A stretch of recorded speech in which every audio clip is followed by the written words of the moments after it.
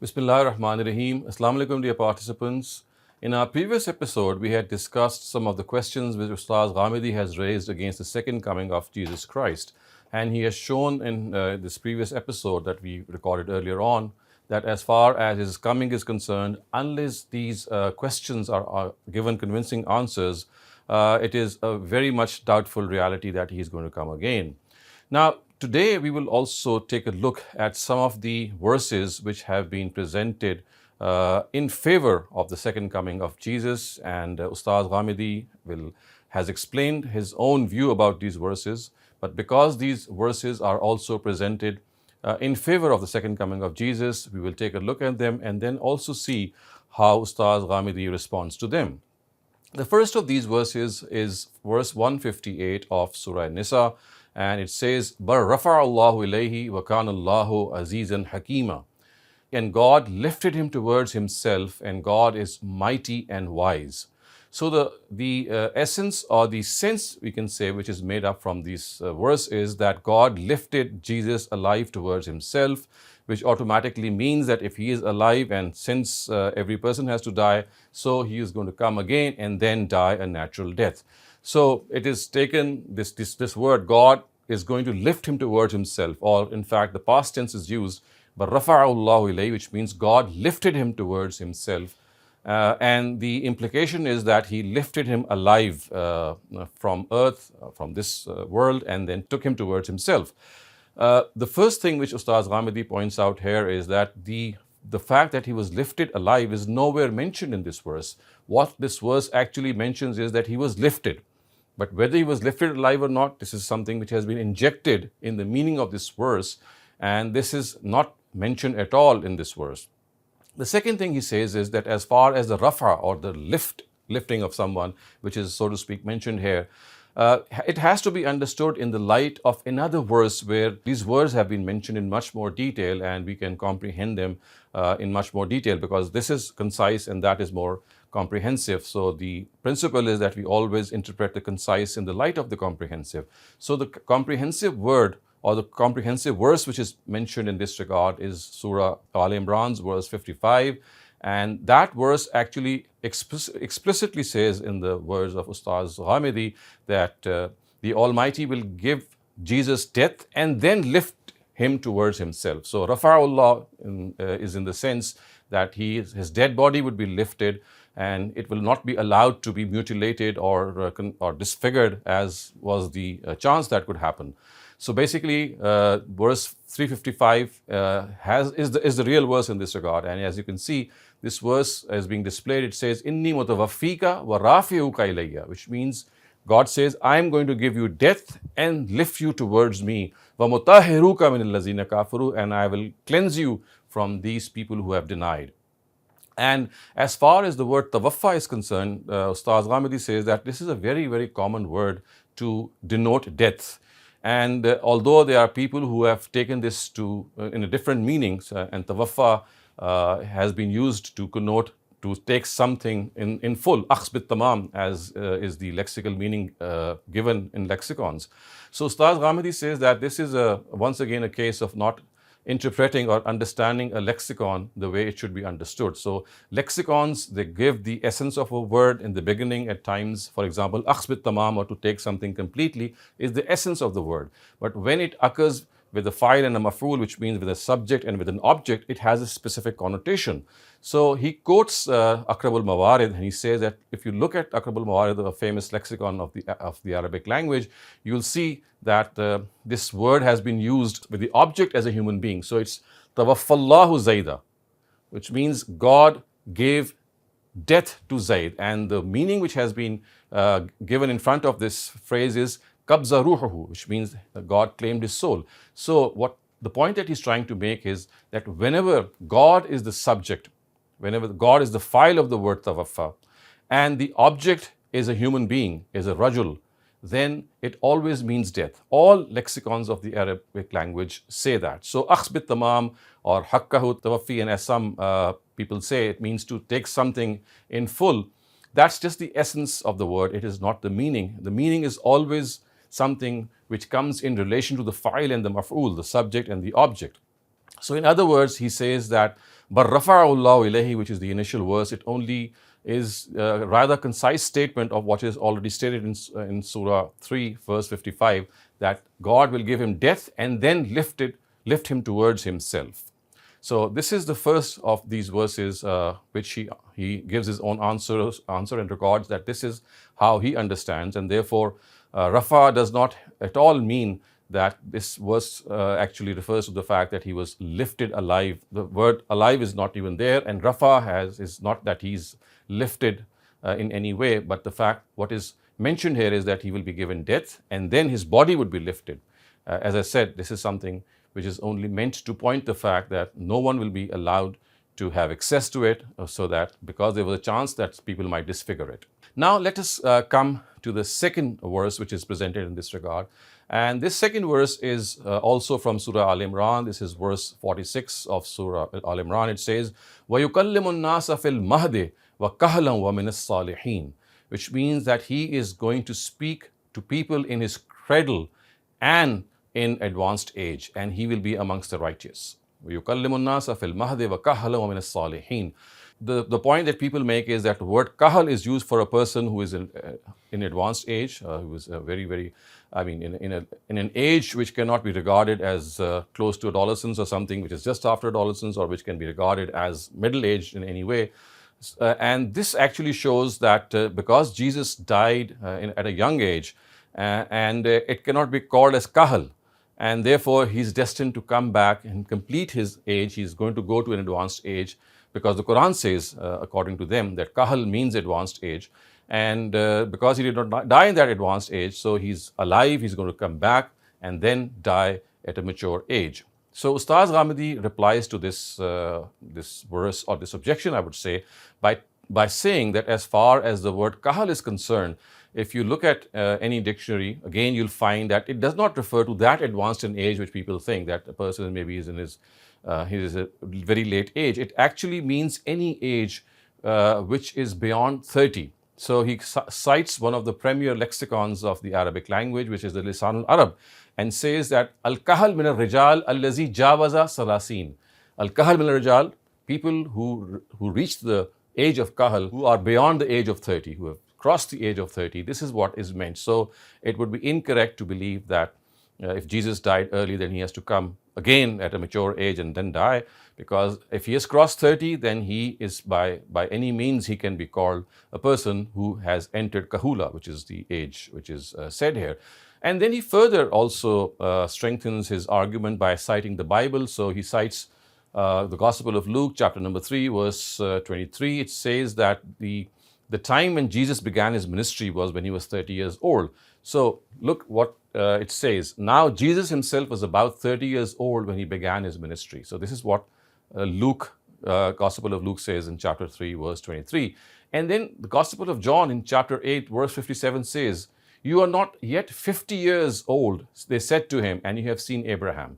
So this means that this means that Jesus was well into his late 40s when he perhaps passed away, because this verse says that you're not yet 50 years of age. You're not yet 50 years old, they said to him.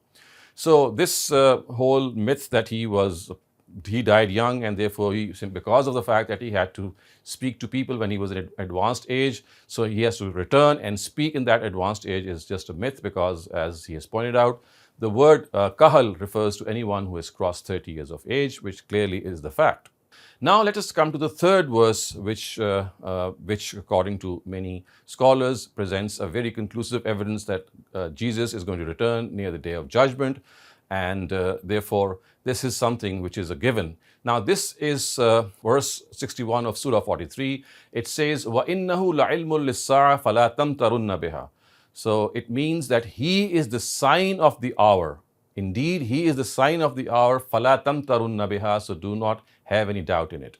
Basic premise in this regard is that the Quran says that Jesus is the sign of the day of judgment. So people say, well, the only way that he can be regarded as a sign is that he is set to return, and this second return is the sign of day of judgment, as if once he arrives after that, because he's the sign of day of judgment, then the day of judgment will arrive.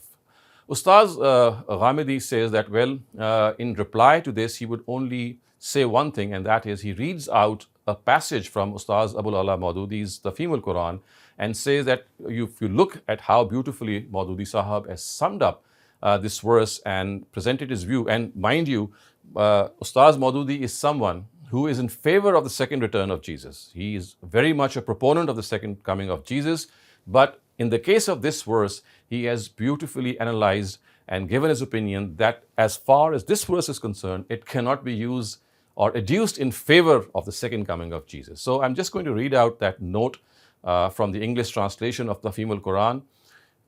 So the note reads, this is note 55, and of course this is from Surah Zukhruf, the 43rd Surah, and verse 61. Another translation of this sentence can be, he is a means of the knowledge of resurrection. Here the question arises, what is implied by he? According to Hassan Basri and Sayyid ibn Jubair, it implies the Quran. So that is, one can learn from the Quran that resurrection will come. But this commentary is irrelevant to the context. There is nothing in the context on the basis of which it may be said that it refers to the Quran.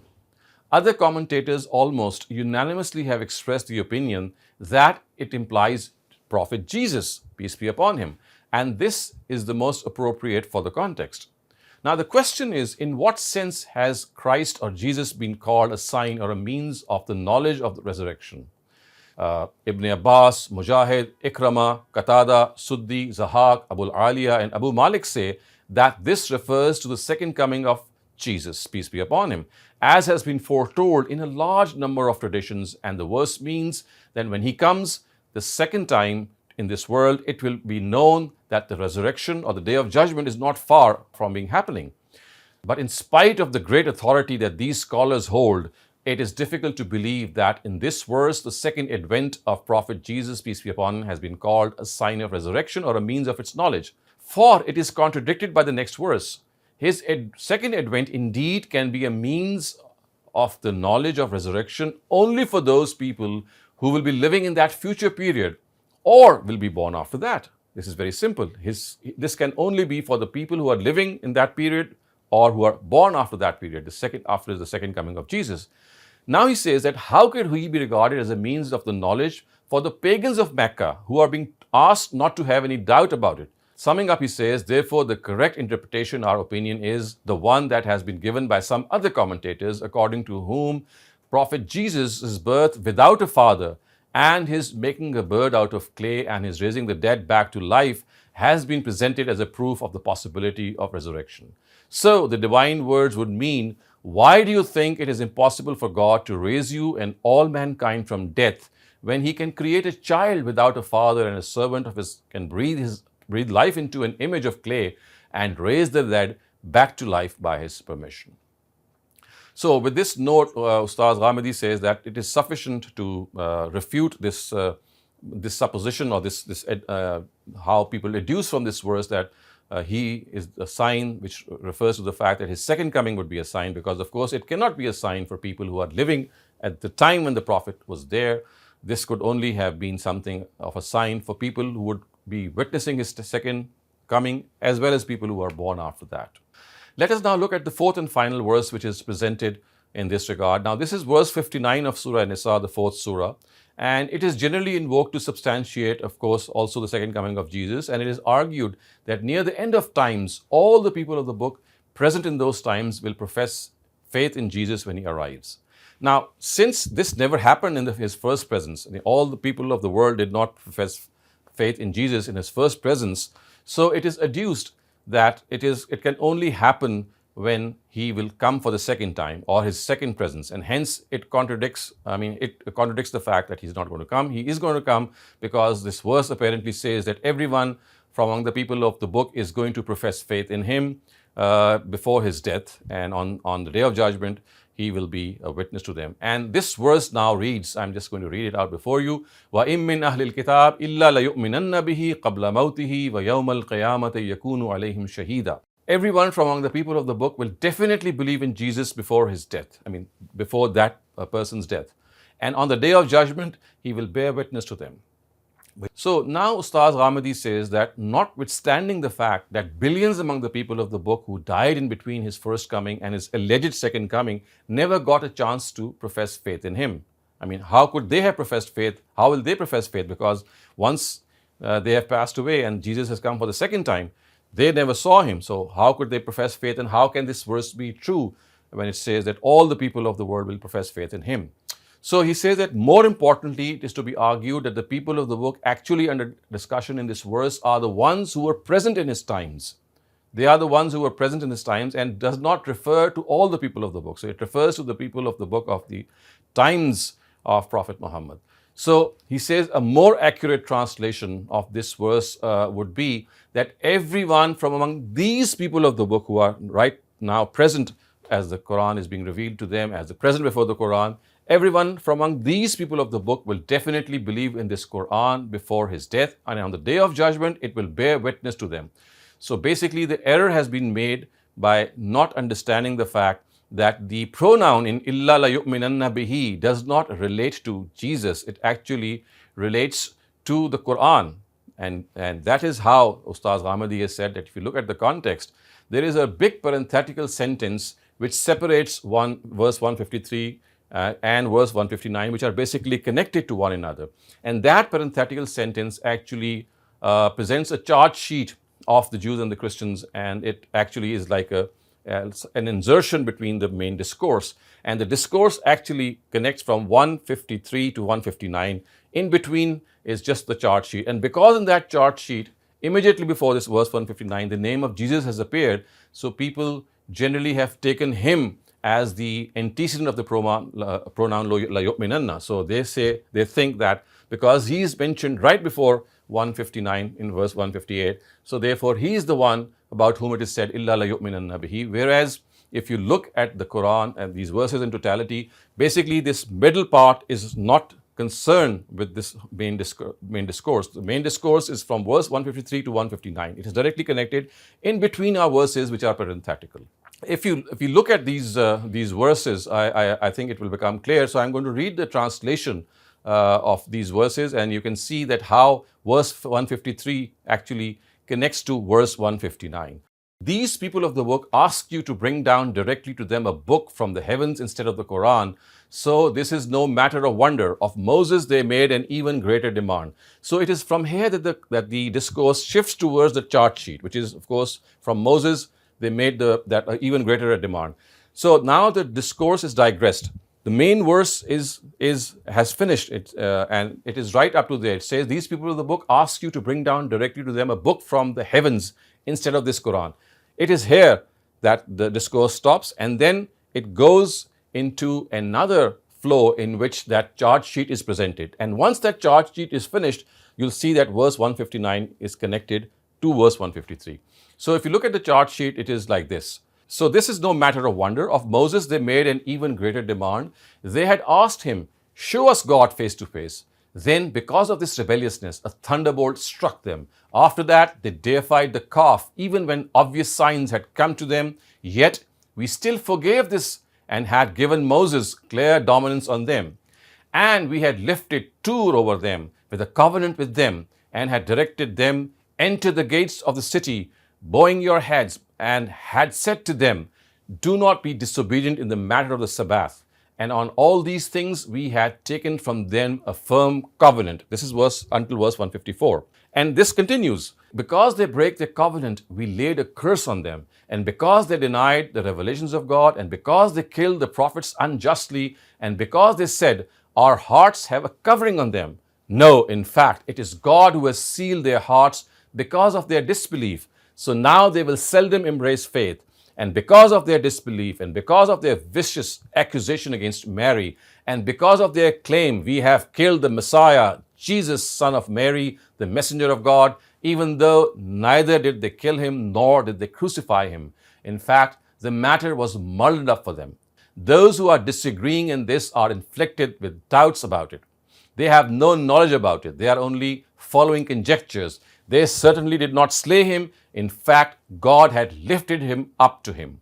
And God is mighty and wise. So it is here that we come to the end of verse 158. So you can clearly see that all these sentences, they are a very, very forceful parenthetical insertion. They are basically presented a charge sheet. So now you can see once the charge sheet has finished, the discourse resumes its original format.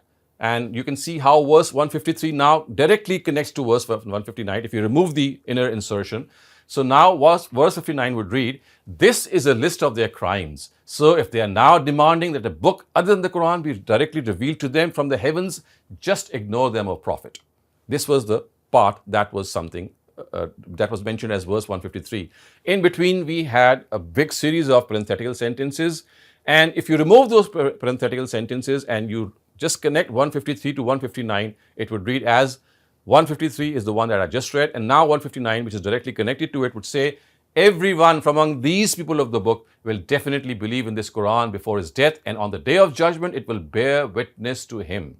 So it can be seen that from this translation that how verse 153 relates to 159. And the in-between verses, they just present a charge sheet of the crimes of the people of the book. Because in that verse 153, you clearly can see that the people of the book of the times of the Prophet are being discussed. So clearly, verse 59 is also going to discuss the same people. So basically what is being said is that these people are the ones who say such and such thing, but they are the ones that whenever they die before their own death, they will think that this Quran is a reality. Whatever it is saying, it has happened, and this Quran will bear witness against them.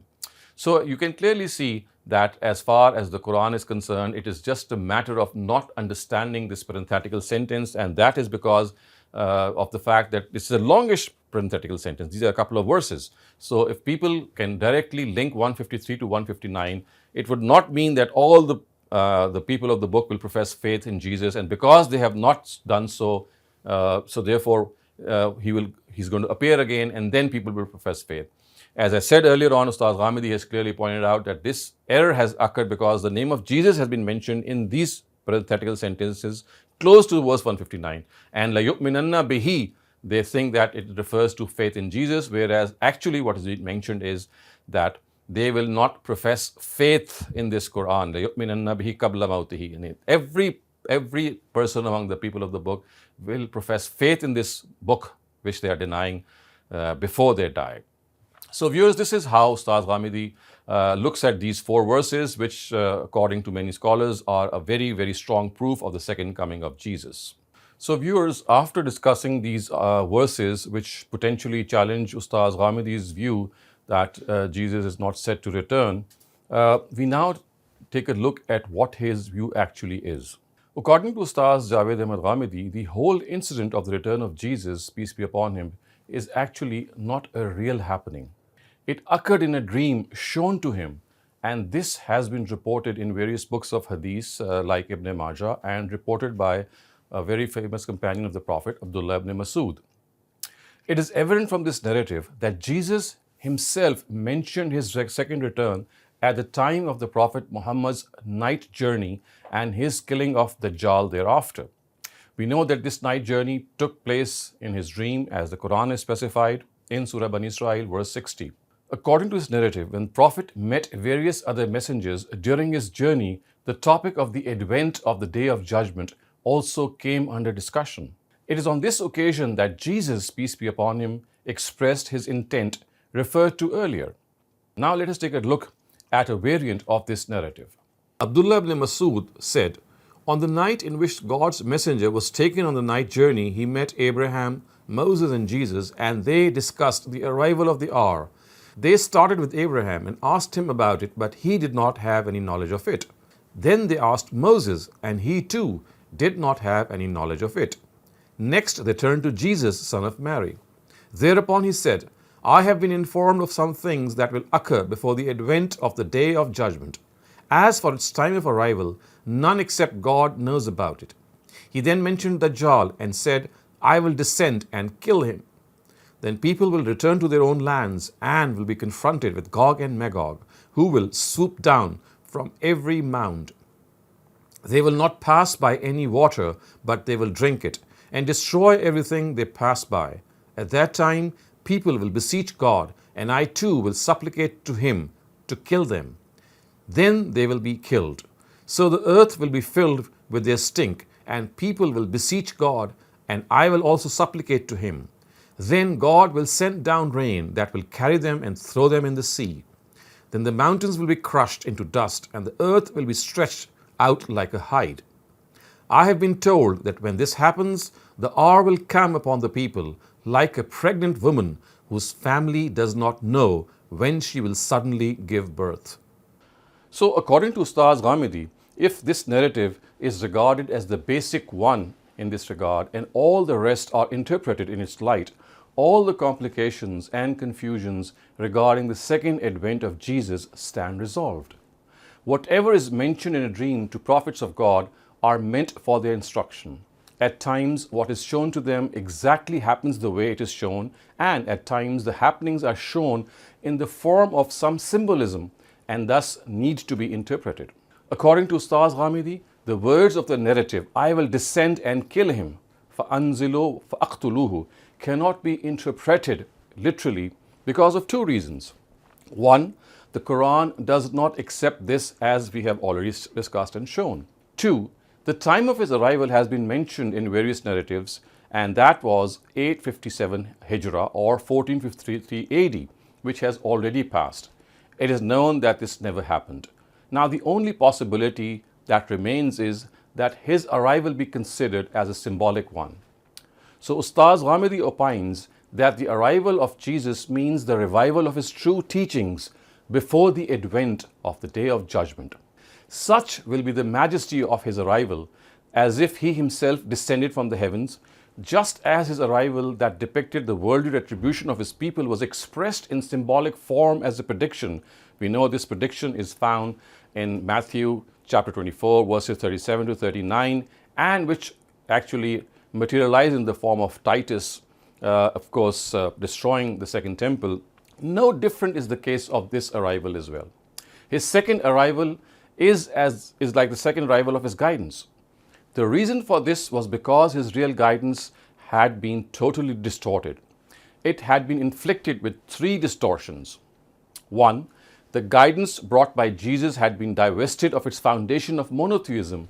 Two, the Sharia to which he had attested was abrogated.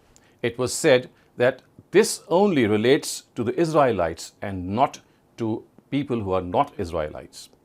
Third, it was believed that by being killed on the cross, he had atoned for the sins of all his followers. All these 3 points, in fact, are a distortion of religion. And on the other hand, the Catholics, the Protestants, and the Orthodox all believe in these altered concepts and regard them to be fundamental ones. So when these narratives say that the cross will be broken, it actually means that polytheistic practices perpetrated by the Christians will be put an end to. This is because the cross is a sign of Trinity and the greatest symbol of polytheism. The portrayal of the swine being killed means that it will once again be regarded as prohibited the way it was originally. This prohibition was put in force by St. Paul. It can also mean that all the abrogated Sharia will be revived by just pointing out one of its manifestations. So if one has been set right, the rest of the Sharia will also be brought back and put into force. It is also depicted in the narratives that the animosity between the Muslims and the Christians will end. This is obvious because once the Christians return to the original faith and repent from their belief in Trinity, after that it is quite understandable that they will gather under one flag to fight the Dajjal and his helpers, the Jews. So in other words, we can say that all this is basically a symbolism, and this symbolism is actually talking about the revival of true Christianity, which is no different from Islam.